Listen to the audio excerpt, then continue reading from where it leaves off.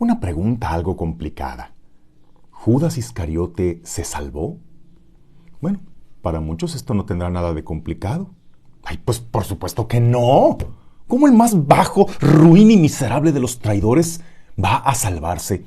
Aquel cuyo pecado es tan grave, no tanto por lo que hizo, sino por a quién se lo hizo.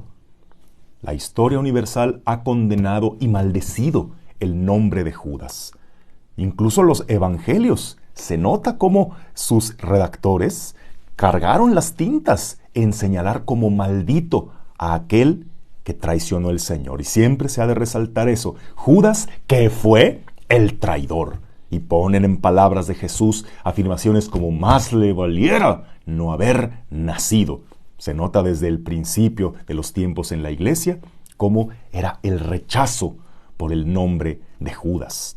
Tradiciones populares como la quema del Judas, quizá como una manera de alabar y dar gloria a Dios, así quemando un monigote en forma de Judas, destrozándolo, y en tantos lugares la imagen de Judas se pinta como el tipo oscuro, despiadado, que incluso en algunas iglesias hay quien lo ha raspado para que no se vea ese traidor que nos indignó por lo que le hizo al Señor.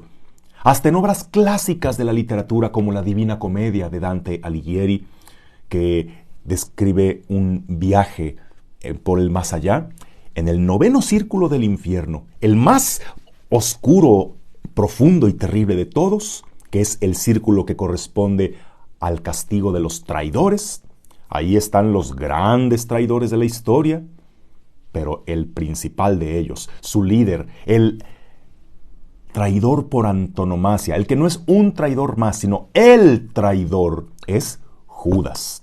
Decirle a alguien que es un Judas, sabemos perfectamente lo que significa, que es un traidor. Así que ¿alguien puede tener duda de que Judas se pudo haber salvado? Y es más, por si todavía te queda duda, ¿cómo terminó sus días? Se suicidó, ¿no? Pues ¿qué tanto hace que la creencia generalizada es que alguien que se quitaba la vida iba automáticamente al infierno? Al igual que Judas. Bueno, pues entonces, ¿puede caber alguna duda? Pues sí. A mí todavía me cabe alguna duda, una sospecha y, si tú quieres, hasta una esperanza de que Judas no se haya condenado. Porque sé que su pecado fue muy grande, pero ¿acaso no es infinitamente más grande la misericordia de Dios?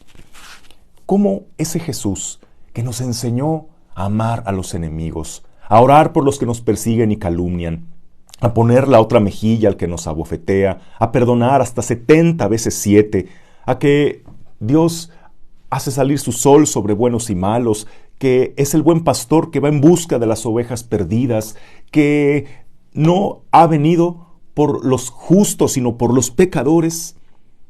¿Cómo ese mismo Jesús va a ser el que, como una venganza personal, se complazca en condenar al peor de los castigos eternos?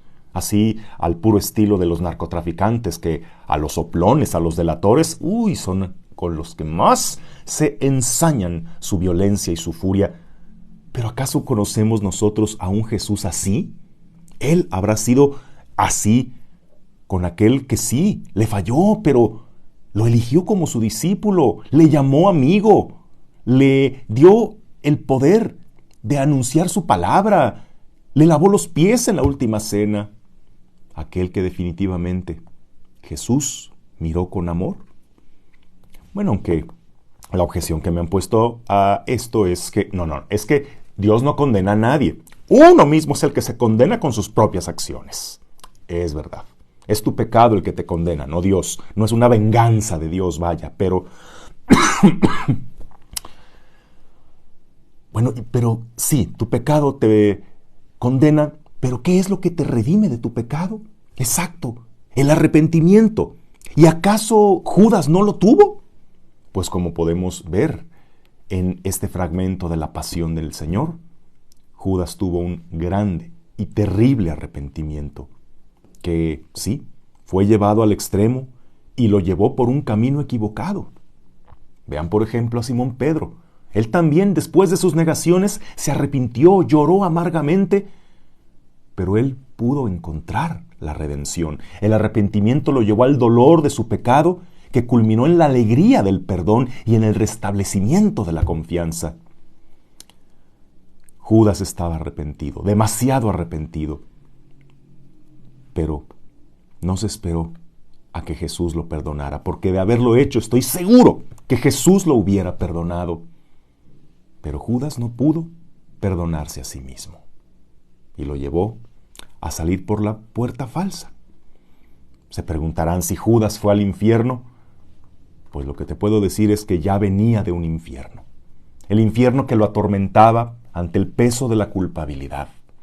Como ya habíamos visto en una meditación pasada, no sabemos qué motivos llevaron a Judas a hacer lo que hizo, o si él era plenamente consciente de lo que está pasando. A lo que vemos en el Evangelio de San Mateo, puede que lo hayan mal informado las autoridades judías, que Judas, al delatarlo, él pensaba que iba a hacer algo bueno para motivar a que Jesús levantara a sus discípulos en armas, pero nunca creyó que llegarían a tanto, que lo que querían era condenarlo a muerte. Por eso, cuando ve esa miserable ganancia, esas 30 monedas, el precio de un esclavo, que por eso iban a sentenciar a muerte a su maestro, él quiso devolverlas, pero viendo que no era suficiente, quiso pagar con su vida. Él, estoy seguro, hubiera querido tomar el lugar de su maestro. Sabía que él merecía morir en esa cruz, pero no, ya no podía detener lo que había desencadenado. Así que tomó esa terrible decisión y se ahorcó. Pero bueno, entonces, ¿qué? ¿Qué dice la Iglesia? ¿Un suicida automáticamente se condena? Bueno, ¿qué nos dice el magisterio actual de la Iglesia? Dice el Catecismo de la Iglesia Católica en el numeral 2283. No se debe desesperar de la salvación eterna de aquellas personas que se han dado muerte a sí mismas. Dios puede haberles facilitado, por caminos que solo Él conoce, la ocasión de un arrepentimiento salvador.